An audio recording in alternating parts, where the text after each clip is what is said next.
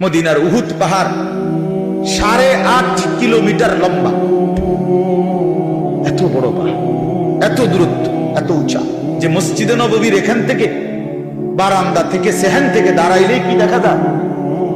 উহুদ পাহাড় দেখা যায় প্রায় 4 কিলো 4.5 কিলো দূরে, কিন্তু এখান থেকে স্পষ্ট পাহাড় দেখা যায়, এতটা উঁচা।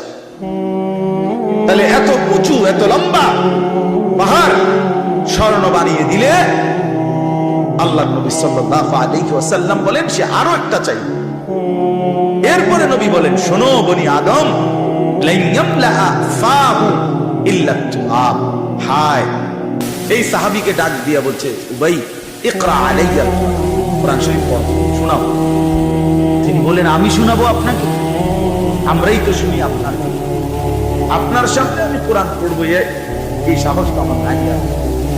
আল্লাহ সাল্লাল্লাহু আলাইহি ওয়াসাল্লাম বললেন, আল্লাহ তাআলা তোমার নাম বলে আমাকে আদেশ করেছেন তোমার কোরআনে পড়া। উনি 3 বার জিজ্ঞাসা এই কথাইটা, এরপরে আসাম্মানি আল্লাহ, ইয়া রাসূলুল্লাহ, আল্লাহ আমার নাম নিছে? বলে তোমার নাম? আমার নাম? হ্যাঁ তোমার নাম। আমার নাম? বলছে হ্যাঁ তোমার নাম।